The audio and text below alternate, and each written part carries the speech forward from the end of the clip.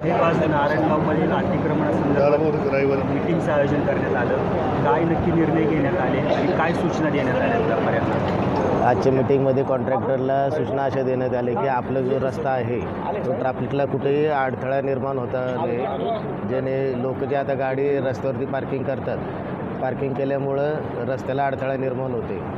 त्या संदर्भामध्ये सगळ्यांना सूचना दिलेल्या आहेत की बाबा पार्किंग कुणी रस्त्यावरती करू नये.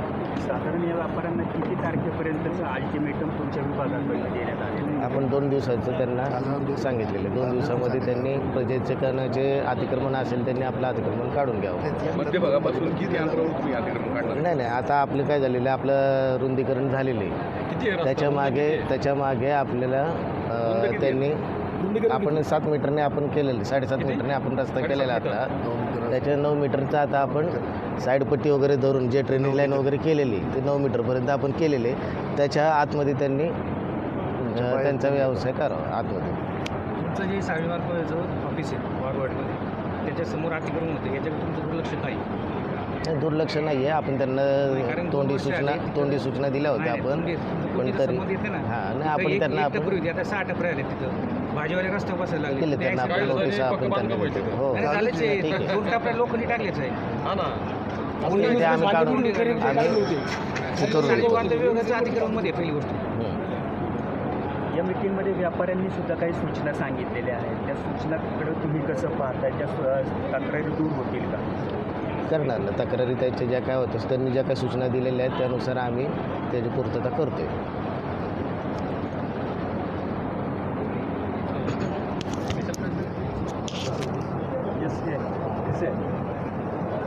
बाबू, आज ही मीटिंग आयोजित करण्यात आली होती. तुम्ही देखील व्यापाऱ्यांना सूचना दिलेल्या आहेत. व्यापाऱ्यांचा प्रतिसाद कसा आहे आणि हे अतिक्रमण कसं काढणार? नाही, आपल्याकडं सगळीच लोक म्हणजे व्यापारी असतील किंवा सगळेच सर्वसामान्य हे कायम सहकार्याच्या भूमिकेत प्रशासनाला असतात. प्रशासनाने काल परवा 2 दिवसापूर्वी नोटिसा दिल्या त्या आपल्या माध्यमातून काही बातम्या प्रसारित झाल्या होत्या. त्या माध्यमातून प्रशासनाने काही नोटिसा दिल्या होत्या.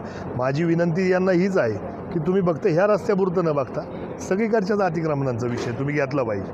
आणि त्या माध्यमातून आज सगळ्या व्यापाऱ्यांनी, सगळ्या भाजीवाल्याचा पण विषय होता की आपण एकत्रित एक मीटिंग करू आणि त्या माध्यमातून ज्या सूचना असतील, जे चांगला मार्ग, मध्यम मार्ग काय काढता येईल यासाठीचा प्रयत्न करू. आणि मला वाटतं आज सगळ्या व्यापाऱ्यांनी जो प्रतिसाद दिला आहे निश्चित स्वरूपात त्यांचं देखील मनापासूनचा धन्यवाद आहे की आपण सगळ्यांनी येऊन इथं आम्हाला काही सूचना केल्यात, काही त्यांनी मार्ग सांगितलेत, त्यांच्या काही समस्या असतील त्या निराकरण करण्यासाठी प्रयत्न केला पाहिजे.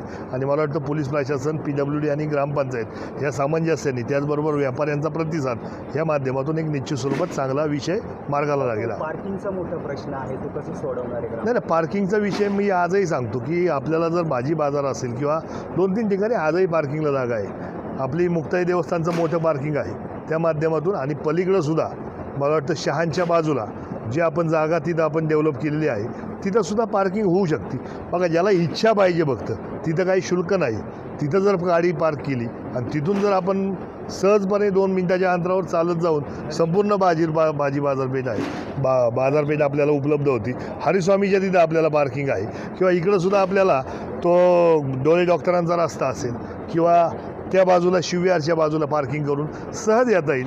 फक्त आपली इच्छा पाहिजे की आपण 2 मिनटं तरी चाललं पाहिजे, परंतु ही इच्छा कोणाची दिसत नाही आणि त्याच्यामुळे या पार्किंगचा खरंतर इश्यू होतो आहे. तुम्ही म्हटले की पत्राच्या गाड्यांचे जे मालक आहेत त्यांनी भाड्याने त्यांनी खाली करावं. भाजी पत्र्याच्या गाळ्यांचे विषय नव्हता तो जो ग्रामपंचायतचे गाळे आहेत त्या गाळ्यांचा विषय होता.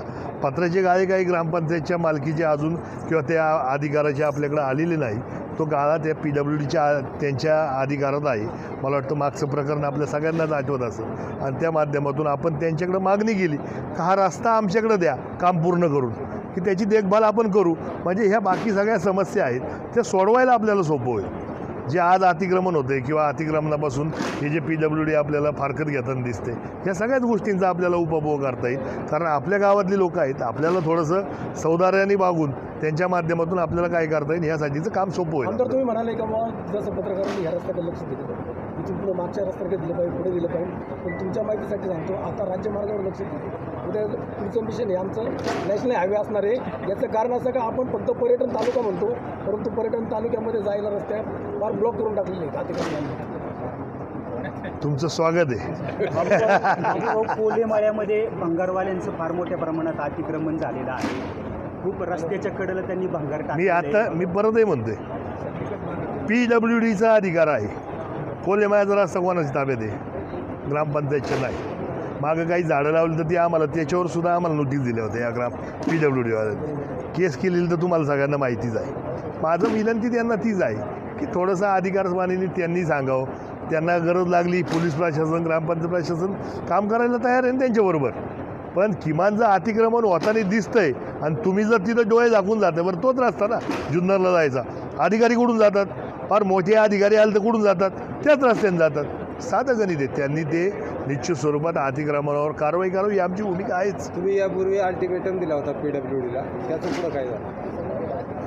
आता अल्टिमेटम मी मागे गेलो तो कुलूप लावायला, पण त्यावेळेस त्यांनी परत ते खोदलं आणि ते थोडंसं काम केलं. आता परत तसंच करावं लागेल. ठेकेदार जास्त लाडका आहे का PWDचा? असं असेल. तुम्ही त्या संदर्भात हे जे अधिकारी आता तिकडे गेले त्यांना एकदा विचारावं तर लाडका काय आता त्याला लाडका काय आणि काय काय आपल्याला बघायला लागेल. लाडका असू नाही तर खोडका असू, आपल्याला आपलं काम करावंच लागेल ना. हो, 2 प्रश्न आहेत. पूर्वेश महिला बस काढून टाका ते. लई त्रास होतो. ठीक आहे, आता ते आता लोकसंख्या वाढली, गाव वाढले, त्यांना पर्याय जागा द्या ना. पर्यायी जागा द्यायची व्यवस्था. काय होते, त्या 2 टोपले घेऊन बसतात. त्या दिवशी आता तेच याला काय करू, याला तेच म्हटलं का हा रस्ता आखताना आपण ती जागा थोडी थोडी कमी करू आणि ही मंडळी तिकडे बसवता येते तिकडे बघू, मग सोपं होईल आपल्याला. वडापावच्या पुढं पण आहे ना, हो. पुढं बसतात ना ती. पुढं पुढं